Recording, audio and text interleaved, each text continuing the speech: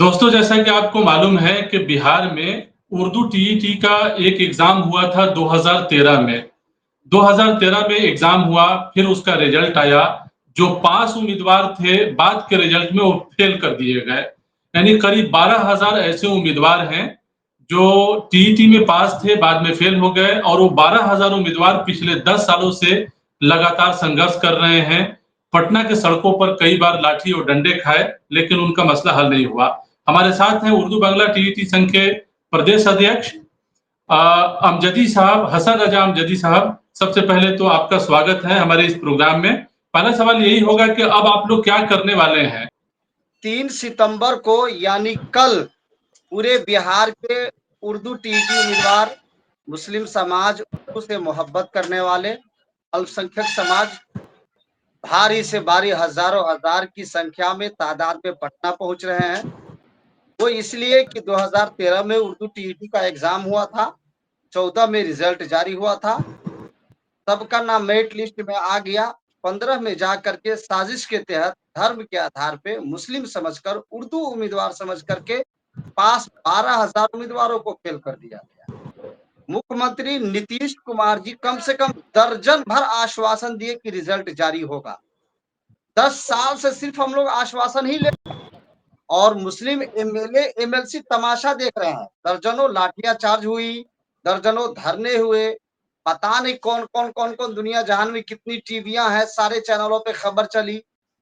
क्या वजह मानते हैं कि ये आप लोग जो है 10 सालों से बाकायदा एक संघर्ष कर रहे हैं, लगातार जो है धरना प्रदर्शन आप लोगों ने किया, अपने मांग को लेकर आगे बढ़ते रहे, तमाम मुस्लिम तंजीमों से, तमाम मुस्लिम लीडर्स से, सरकार से, हर जगह जो है हर प्लेटफॉर्म पर आप लोगों ने मांग की, लेकिन मसला आपका हल नहीं हो पाया। जो उर्दू टीईटी उम्मीदवारों का मामला है, वो कहीं न कहीं लटक गया और हल नहीं हो पाया।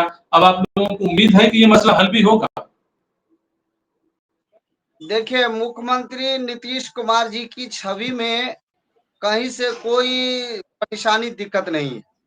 यहाँ दिक्कत यह है कि अल्पसंख्यक जो संवाद जहाँ तहाँ हर जिले में अभी हुआ है, इससे पहले भी हुआ है।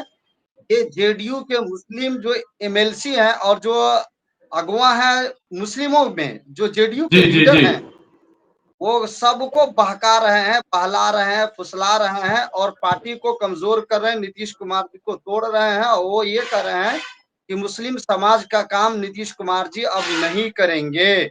मतलब धरना देंगे, प्रदर्शन करेंगे, क्या करेंगे? बिहार के तमाम लोगों को आपने बुलाया है, उर्दू टीईटी उम्मीदवारों को, जो आपके संगठन के साथ हैं।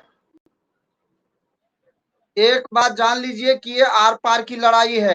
ये अभ्यर्थी नहीं बल्कि पूरे बिहार की इज्जत व वकार, शान व शौकत की लड़ाई है। कुछ लोग की उर्दू उम्मीदवार किसी के घर के नहीं, 12,000 है और 12 दाहिन की 120, 1,20,000 रिस्क पेट और उनके खाने पीने, उनकी जिंदगी, उनकी तालीम से ये सीधा जुड़ा हुआ है। 3 तारीख को महाआंदोलन मुजाहरा और पार की लड़ाई है।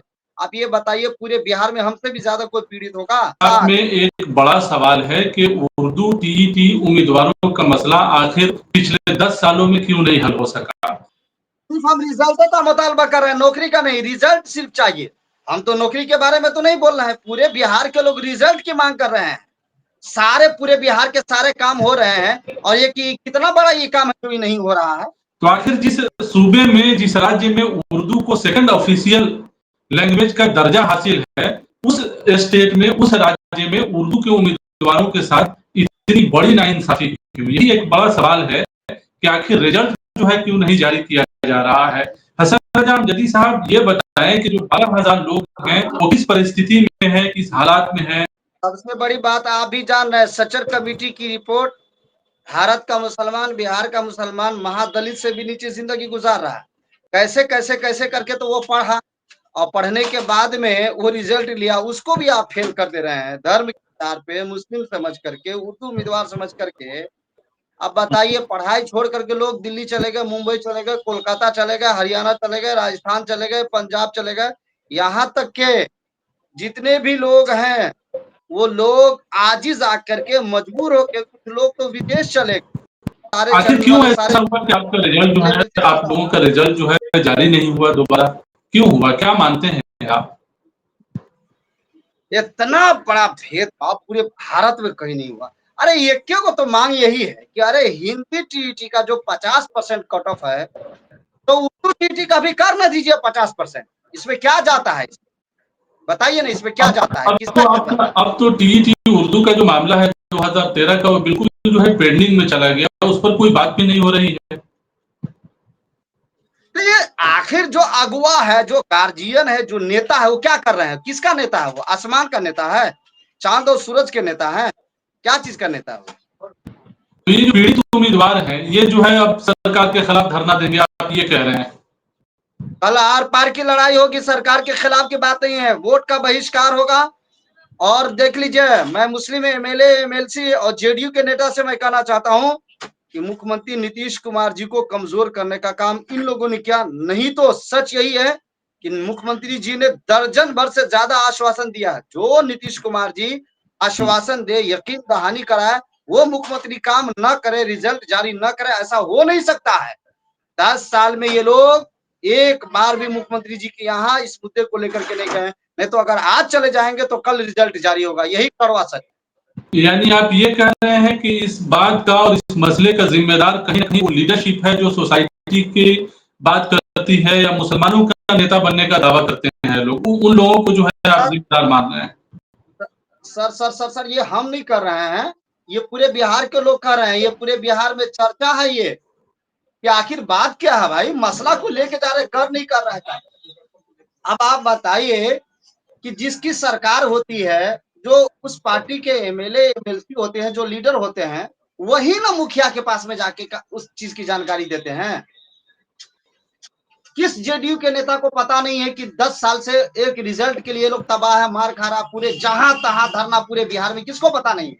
किसको पता नहीं है मुस्लिम बच्चियों की उस रिजल्ट पे शादी? चलिए, बहुत शुक्रिया हमसे बात करने का। तो ये थे आर पार की लड़ाई है। के अध्यक्ष हसन रजा खान, जिनका 3 कहना है कि सितंबर को आर आर पार पार की की लड़ाई लड़ाई है। होगी, जिनका कहना है कि आर पार की लड़ाई होगी।